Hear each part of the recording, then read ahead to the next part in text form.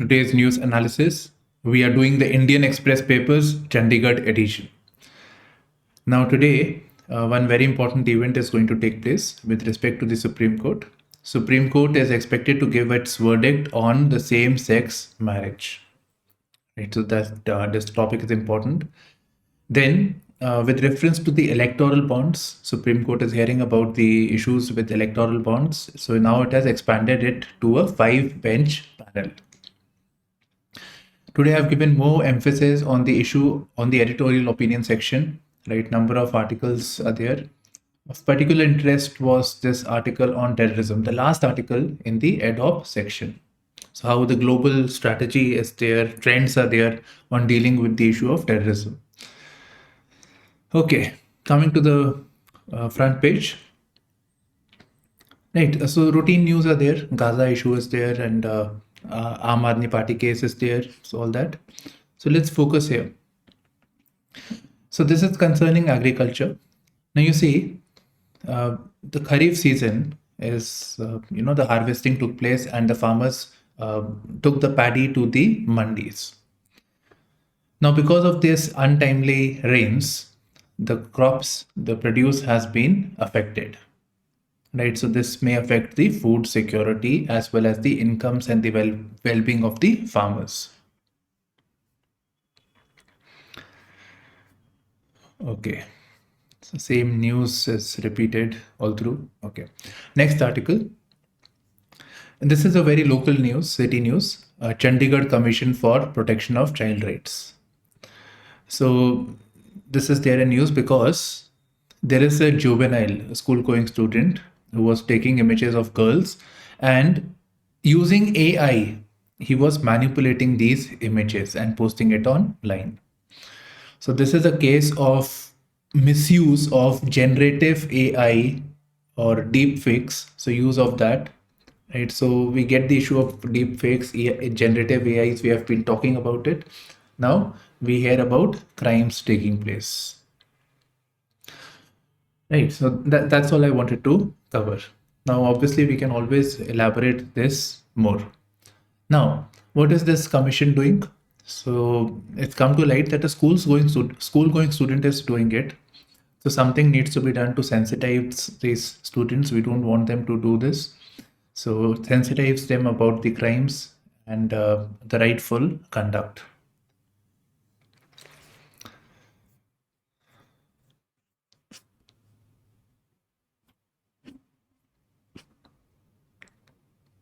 Okay. Now this is a tragic news about an army Jawan, Agniveer, committing suicide. Right. So the issue of suicide in army, especially amongst the lower ranks, has come to light. Now let me just tell you briefly. So this Agniveer, because he committed suicide, he doesn't get the the benefits that a normal Jawan would get on, or the family would get on the death or death in action. So those things are not there because it is death due to suicide. Okay, so that issue is done. Now moving on. So every year since 2001, according to the army, 100 to 140 soldiers are dying by suicide every year. So they are taking their own lives. Now this is an issue which we can go forward, we can expand further. And with suicide, you can also say the issue of fratricide. Recently, there was a regiment where our army Jawan killed his 4 other colleagues. And this happens in the paramilitary forces also, sometimes with the police also. So this we can take it as an issue, elaborate this, right? So this we can prepare. This was an article that I was going through. So that this we can refer, I can share it with you on the Telegram. Overall, the points are very generic. The tough, harsh working conditions, engagement of the troops on non-core activities, engaging them in counter-terrorist activities, putting them in stress, lack of leaves. So problems in their households, they are in the border areas. So those are some of the reasons because of which suicides are taking place. Remedial measures are counseling, psychiatric support, and maybe rationalization or having more troops, creating a lean army. So those can be solutions. Having a better officer to Jawan ratio. Okay, you can get this from the analysis also. Fine. Now, I just wanted to say this is an issue, but I haven't seen ever a question on this. But if it is asked, it should be in GS3 because it covers the security component. Yeah, so you can see the way the crops have been damaged because of this rain, untimely rain.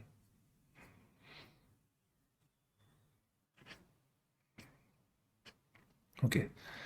So today is October 17th, and we expect the inauguration of the Global Maritime India Summit.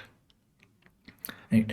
And what we should really be expecting is prelims, right? Where was it conducted?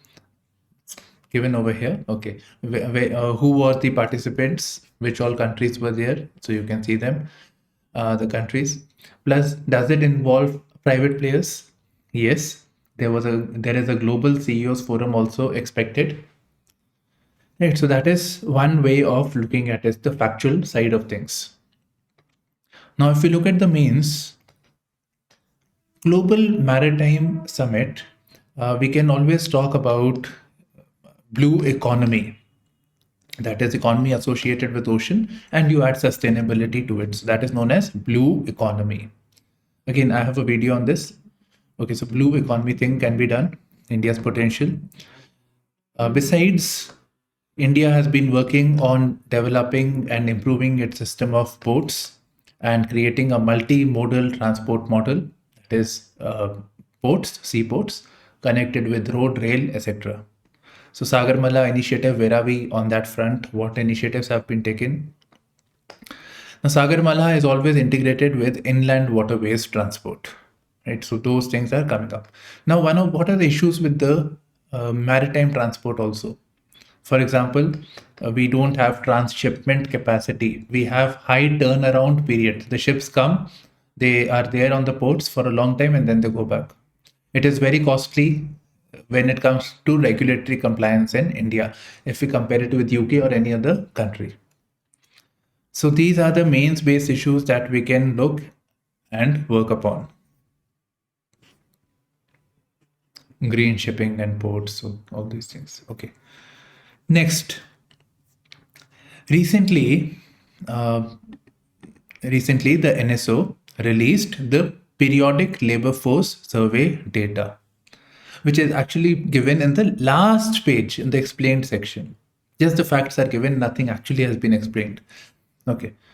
So here what they are doing is they are telling us that these states are going into election, and them, where are they as compared to each other and India as a whole? Employability or unemployment wise, where are they located? Right. So that is the basic thing. We get some facts for India. I've encircled it. So youth employment 15 to 29 years. It is saying for male is in blue, female is in green. So 9.7% female unemployment 15 to 29 is 10.6 and 10%. By the way, overall it is around 5% unemployment in the country. So here we is very specific, 15 to 29 years of age group. Now, let's break this up also. So when we say 15 to 29, don't you think this is a very, very big number? It is. Right. Why the unemployment is so high at this age group? This is something that we can look into. So why is it so high at this age group? This is the youthful age. This is the young age. This is the age where the youth can contribute towards the development of the country.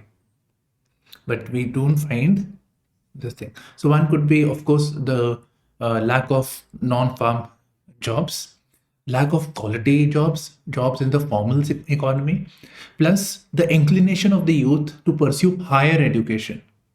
So that may be an example, and of course UPSC. Right. So these are the issues. Next, gold school stipends, Congress offers with elections, a lot of things, right? So Congress refines its welfareism pitch from Nyaya to now. This is basically telling what is the Congress strategy with respect to elections, and they are promising some basic income under Nyaya. That they're saying that poorest 20% of the population will get uh, 6,000 per month. 6 into 12 is 72,000. Right? So that they will get. While in some other states, they are promising gold chain, some school stipends will be provided, etc., etc. Okay. Now, let's look at it from mains point of view. Right? This is the mains topic. So one theme that we can look at is the trends in politics. The BJP is going into this Hindutva plank, right? Hindutva plank, on Hindu vote bank. While the Congress, to counter this, it is going into the social justice. There is unemployment, there is this problem, that problem, poverty is rising. So we will provide you some basic income. And obviously, these things are also there. So social justice, welfareism versus Hindutva plank. So trends. Caste politics also we can add to this, right? Women reservation bill should be given to the OBCs. Okay. Second point. Sometime back, Supreme Court, one judge of the Supreme Court took up a case which was looking into the irrational poll promises made by political parties. And these irrational poll promises, or the politics of subsidies, right? Politics of doles had come to light. That political parties, just before the election, they promised that we will give you free TV, we will give you free anaj, free food. So those promises are made. Or Rebdi, Prime Minister Modi says Rebdi culture. So those commitments are made. Now, or farm loan waivers. Now, when those things are done, of course, it affects the financial health of the state. Where will the money come from? The states are already reeling under debt, udhari. So there is a difficulty. So this case was being heard, irrational poll promises. Now the thing emerges, is it good? Is it bad? Should it be there? Should it not be there? Should there be restriction imposed on the political parties that you cannot do this? Because it affects the democratic functioning. While on the other hand, of course, the fiscal constraints are also there. And on the other hand, like we say, okay, these are irrational poll promises, but maybe these are required given the high unemployment rate and all those things. So who decides if it is rational or irrational, right? So there are some issues that can be taken up as a discussion type of question in the mains paper. Now, as to the Election Commission has taken note of this issue, and they have said that, okay, fine, you can make all these promises, provided you release a white paper. The political parties issue a document stating the promises and also the means of fulfilling those promises, spelling out the ways and means of raising additional resources to fulfill those commitments. How much money would be required, from where will this money come, how much taxation burden will increase, all those things. Okay.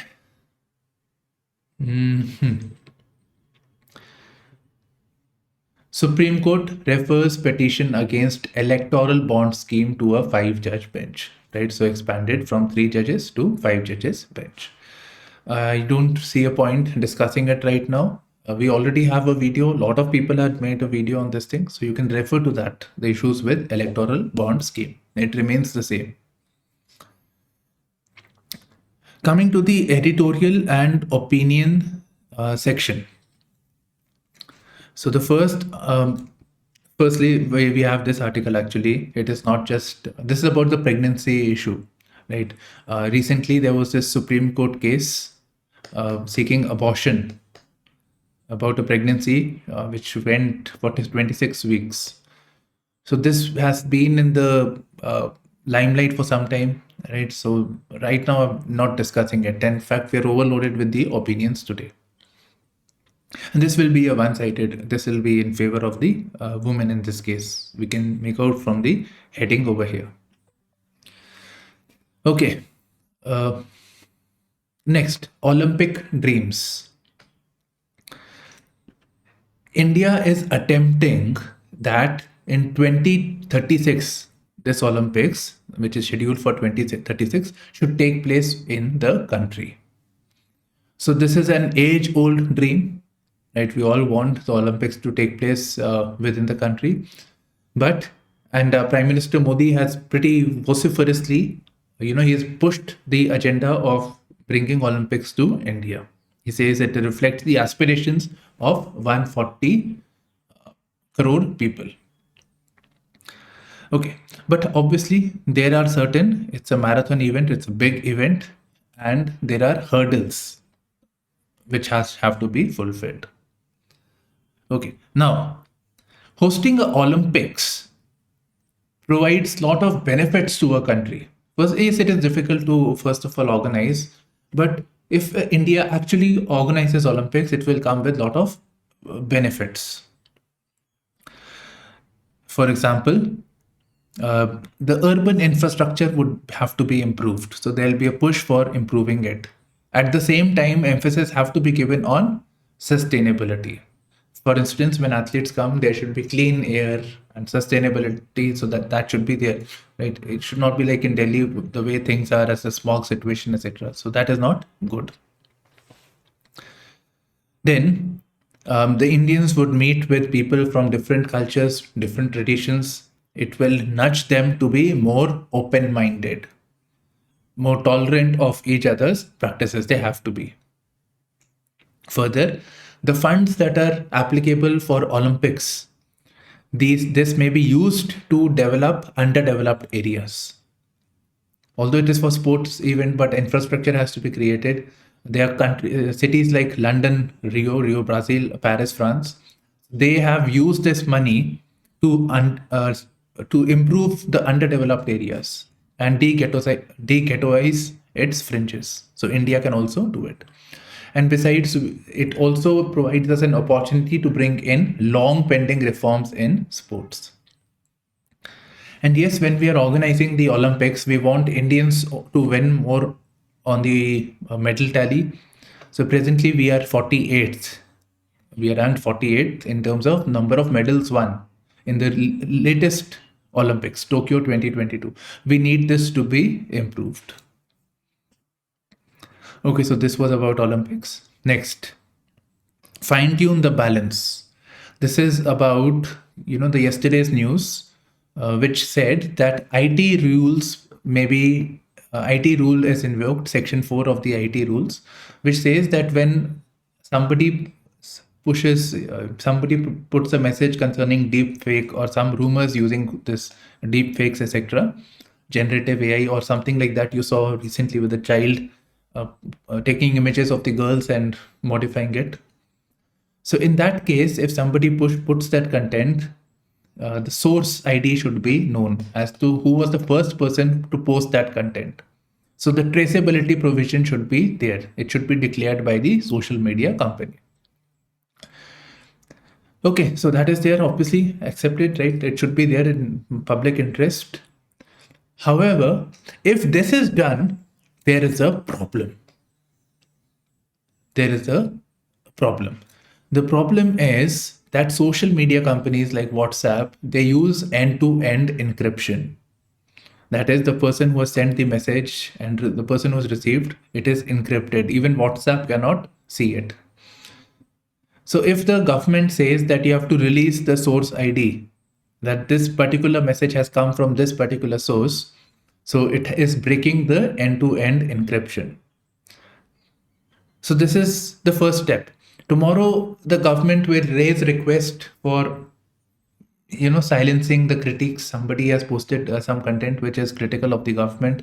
So tracing the source of that person and then giving that punishment or putting him in different cases.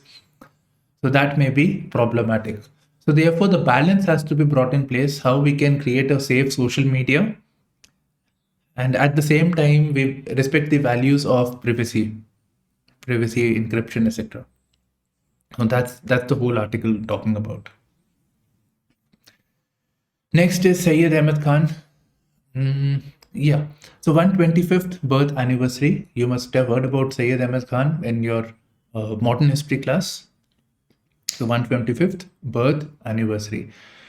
This article mainly focuses upon, he was a great reformist amongst the Muslims, but it talks about contradictions about his reform movement when it comes to the women's education. Now, this article would be inadequate for your preparation. It's better that you create a short note, or from net you can easily find any on the website UPSC short note on Sayyid Ahmed Khan, right? So that you should have. So briefly, Sir Sayyid Ahmed Khan was with the British, actually was working associated with the British government. He was one of the enlightened Muslims. He was concerned about the segregation, or the that the Muslims of the country are seen as a suspect by the British. He was concerned with this idea. He felt that the Congress or any other parties that were there, the Hindus were highly politically sensitive. They were able to use constitutional means to deal with the British, but Muslims have for far being disassociated with the British. British sees them with a suspect. So he was concerned with this, and plus the lack of education amongst the Muslims as compared to the Hindus. So he felt that the government offices, the important positions, would ultimately be cornered by the Hindus at the cost of Muslims. He was concerned with this. So he sought to bring in a reformative movement amongst Muslims. Right, so that he attempted. Now, most notable of his contribution is the creation of the Mohammedan Anglo-Oriental College in Aligarh, 1875. So this was again with the help of the British. British also, for now, started to realize that they can do this divide and rule thing. Muslims have been disassociated. We should engage with the Muslims also. Okay, so that is there. He worked for the education and political awareness of the Muslims. And by the way, this MAO that he founded, this movement that was there, Aligarh movement, so this eventually took the shape of Muslim League. Eventually, this took shape of the partition of the country. Now, coming to the women. When it came to the women, he was very circumspect. He felt that, yes, education should be provided to the women, but it was so that women can get a good husband and take care of the household responsibilities. So for him, the end goal of education for the women was marriage. That was the end goal. So that was a problem. And he was not in favor of co-education, like we have schools today when boys and girls study together. He was in favor of segregation, parda system, etc. Parda centric home education for women. Irrespective, I would suggest write a short note on Sayyid Ahmed Khan. Right, it's important. Now we have 3 articles back to back that we have to cover. So first one is by Soumya Kanti Ghosh, who is an analyst with the SBI. So he's basically telling us about the outlook for Indian economy, which is fairly positive. So according to him, the economy should grow more, right, in the long term, this thing, and his long term is basically year, 2 years from now. So the reasons for the optimism that economy will do well are, we were expecting a El Nino year, which is an El Nino year. So El Nino year would mean less rains. Now the data that we have till now, Kharif season is over. It's more or less near normal monsoon. So near normal monsoon was seen. Then, so obviously this means the farm production, etc., is more or less fine. Second, capital expenditure. The government has been focusing on increasing capital expenditure. Right. So that has been the approach of the government. So capital expenditure means creation of highways, creation of ships, ports, etc. So this infra will eventually propel GDP growth in the country. Plus, of course, when the government gives out contracts for creation of assets, it also helps private economy. So capital expenditure led growth is seen, and this is being continued.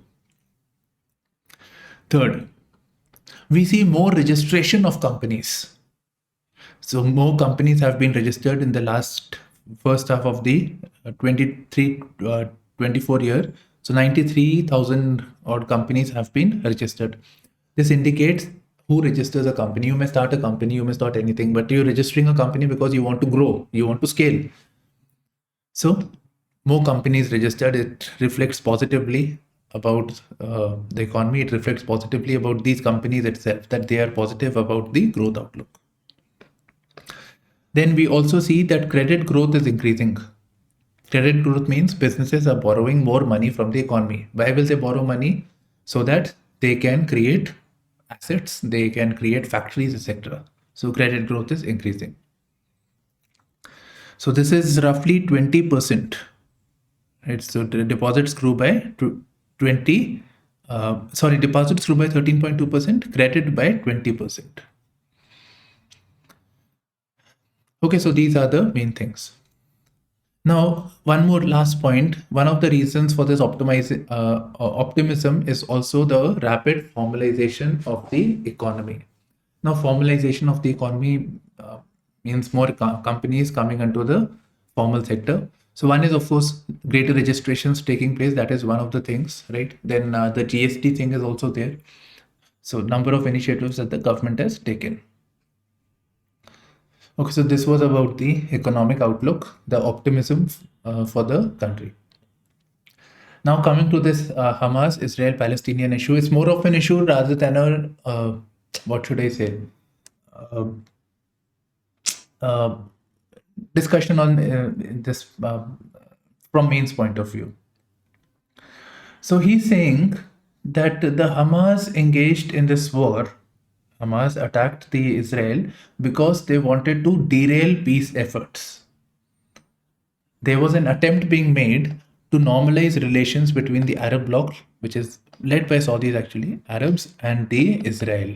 So they were not uncomfortable with it. Because if it gets normalized, that means there is less war, there is less tension. So Hamas as an organization will not be relevant. Hamas goes for this call for the Muslim Brotherhood and for the Palestinian state. So if that is there, if that agenda is met, then obviously things will be fine. So they are not relevant. So some of the initiatives of normalization. So we hear about the Abraham Accords, and then we have the I2U2, Abraham Accords, and then I2U2. Then there was a talk of a possible deal by the US president that he'll be brokering a deal wherein Israel and Palestinian territories are defined and the relations are normalized. So an attempt was to be made in that regard also. Now these efforts are derailed. Right. With the Hamas attacking the Israel, Israel is saying that we will go all out against the Gaza people, against the Hamas. So this is what they wanted. There is a long-standing war that will take place, the cycle of war. Now this war would mean that now you see, you already hear about Israelis attacking Lebanon in the north. And this may actually, that Iran may also be drawn into this war. Saudi Arabia may also be drawn into the war. So that is also a possibility. So Hamas, in that sense, they have won this thing. Okay. So the true aim of the attack is to start another cycle of violence. And this war is an unwinnable war. Right? This article is basically saying why this is an unwinnable war. So he's saying that, see, there is Israel, the Gaza Strip, and then the Western Bank. So mainly Gaza Strip, this is locked. There is the Mediterranean Sea over here. This is locked. The Israelis have a more formidable army as compared to the Hamas of the Gaza region. So they should win. Ideally, they should win with the superiority technically, with the man force, the people that are available, all those things, they have an advantage. But still, this is an unwinnable war because of certain factors. Why? There are a lot of people in the Gaza Strip, about 5 lakh people in the military age group, who are constantly fed with anti-Semitism, that is anti-Israel, anti-Jews sentiment. So they'll be recruited even if the Hamas goes, the troops are less, so these people can easily be recruited. Then there may be a reason why till now Gaza still exists. with Israel, all this might that they have so many wars, Gaza region still exist. The reason would be some geographical, some natural strongholds are there, because of which it was always difficult to occupy these territories and go beyond this. Right? The Palestinian state was much bigger. They stopped over here. There must be a good reason. So all cities, all important places, they have these natural strongholds. We saw this even during the Iraq war, where Mosul, the city of Mosul, was very difficult to capture. Then, the Palestinian population is sympathetic to the Hamas. So again, so therefore more people may come and get recruited into the Hamas. They're sympathetic. He draws a comparison with the Mosul of Iraq. In the Iraq case, the in Mosul, what was there? Islamic State. The local population did not like the Islamic State, and even then for US it was difficult. But in this case, the Palestinians are already sympathetic to the Hamas. That will make it difficult.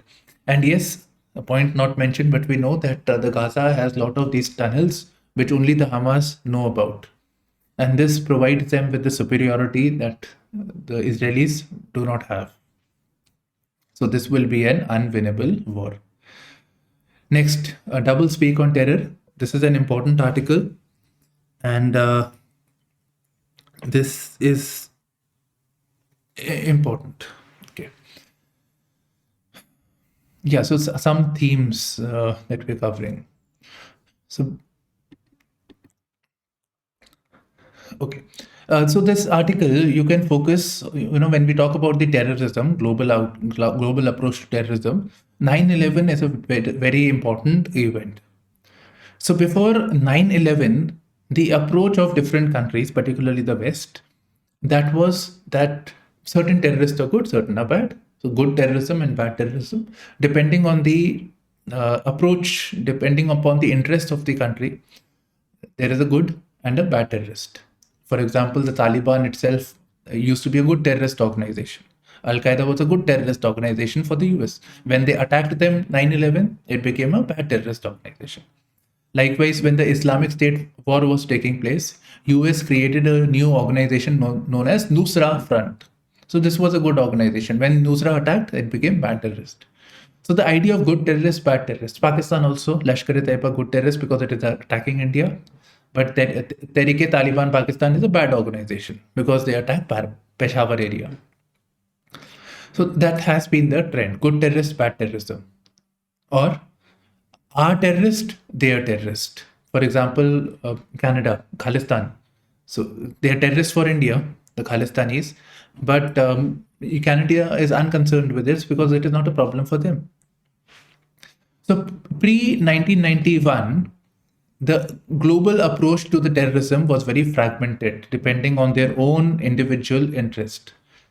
But after 9/11, when the US was struck, more or less there was a consensus and there was a unity dealing with the terror movement. This notion had been sidelined for some time. Okay, now in the present times, again, we are seeing those trends. For example, Canada is with the Khalistani issue, right? So we are again seeing that trend. In fact, Canada is said to be the safe haven for terrorists. Okay, so that is one of the things of the news. By the way, India is pushing for a global comprehensive strategy on terrorism at the UN level. And it is not being accepted because of this issue of good terrorist, bad terrorist concept. Now, next, from this news itself, United Nations Global Terrorism Index. So this was released in 2023, and it has said that terrorism is ideologically motivated. Of course, it is ideologically motivated. So it is ideologically motivated. That is an observation. And as far as the West is concerned, they're saying there is concern about racially or ethnically motivated violent extremism. So that is on the rights. They're also saying that far right organizations, so that is also a terrorist threat.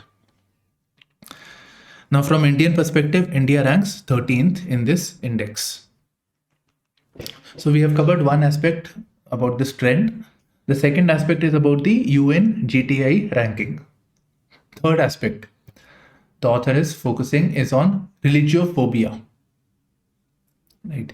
So traditionally, the West organizations they have been condemned the phobias that Islamophobia, uh, Christianophobia, anti-Semitism. So these have been focused. The Abrahamic religions have been focused upon. However, the non-Abrahamic religions like movements against Hindus, Sikhs, Buddhists, that is not of concern. So that neutrality is not there amongst the international community. So when we look at the terror actions and approach, it should be neutral. So they were working on the 2023 global counter-terror strategy. So they were more focused on the Abrahamic religions, while not non-Abrahamic. It was basically religiophobia was being focused, while Indian side wanted that it should be neutral, irrespective. Violence of any type of terrorist nature should be taken action against. So India went outside of this arrangement. Okay, so that's that's it. That's it. And yes, when we talk about terrorism, one more thing, financial action task force can also be looked into. Next, same-sex marriage. So today is the verdict. Briefly, some arguments that were made have been discussed over here. So very briefly, we're covering from this side. So if you remember, there was section 377 of the Indian Penal Code, which basically did not allow for same-sex couples or intercourse of unnatural intercourse, which according to the Victorian law, so that was not acceptable. That was a crime. So in the famous Navtej Johar case, the section 377 of the Indian Penal Code was held unconstitutional. So it allowed for same-sex couples in a way. Okay. So this was allowed, but it did not provide for same-sex marriage. Fine, same-sex was decriminalized, but this thing, marriage was not accepted. Gay marriages were not accepted, of course, because it was only dealing with one particular aspect. Now, same-sex marriage is, it's an institutional arrangement. Plus, it provides for a lot of benefits like having a bank account, life insurance, medical insurance, etc., etc., etc. So these are deprived to the gay couples who want to get into a formal arrangement. Right. So this verdict on this particular issue, in that sense, it will be important. The government says that this is, of course, the domain of the parliament. It's a social and a legal issue. It should not be seen from a judicial perspective or optics. It's a social issue. It's a legal issue for the parliament to decide, not for the courts to decide. And these should be done in a gradual manner so that the society is made accustomed to it. Otherwise, it will be a very drastic change for the community society. Right, so that is the viewpoint of the government. Now, one more observation that the court has made is that when it comes to the laws, it says that when we talk about husband, wife, right, we should make those expressions gender neutral by simply using the expression spouse. So the laws should be amended. So that is a suggestion that came from the court. Okay, now we have very little left now. When it comes to the economy, rupee at all-time low, right? Rupee at all-time low, not just with respect to dollar, but also other currencies. Now this means that Reserve Bank of India, which has a lot of forex, it is having a lot of dollars with itself, it should sell these dollars so that the rupee value is neutralized, right? Its fall is stalled. If a currency falls, it means the imports will get more expensive, the crude will get more expensive. So this is not good for the economy. It is inflationary. So we need to correct this after a level. Okay, oil prices have risen 5% on a single go this Friday. And Forex has declined $14.154 billion. Food inflation is likely to remain elevated with this rains and all those things, supply side issues. It will remain on the upside in the second half of this year. Now, this data that is being released, the PLFS data by the NSO. This write-up you don't have to go into. I'll share the screenshot of this, so that I will share. This write-up you don't, because the same thing is mentioned in the words. So just focus here. We have this unemployment rate, etc., and the years. So present year and the 2017-18, the last it has been mentioned. So unemployment rate, it is saying it has come down to 5.1%. Now remember when we were doing that political states, this thing, so that was at 10%, somewhere around 10%, but that was within the age group of 15 to 29 years. This is overall unemployment figure. So it is at 5.1%. It has come down from 6.6 last to 5.1%. So this also means that labor force participation rate will improve, right? So labor force participation rate is 54.6. Now, a very, very important theme is labor force participation rate amongst the females. This is very important because it tells us about the discriminations or the challenges faced by the women within the country when it comes to the workforce.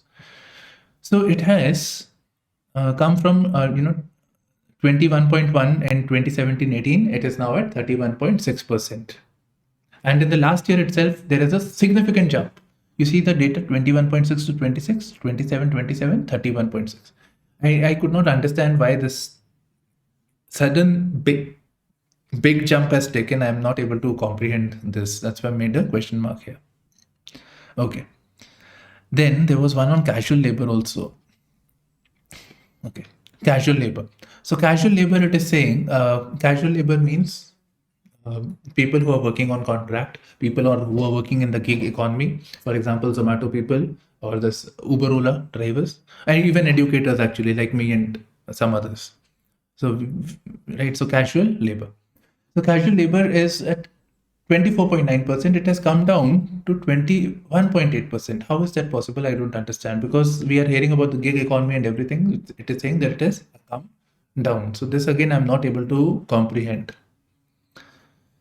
Okay. Now, of course, there is an emerging trend that is casualization of the organized labor. I would like to say casualization of the formal sector would be a better expression to use. Right. There is a distinct difference between organized and formal. These words have a meaning. It should have been formal sector.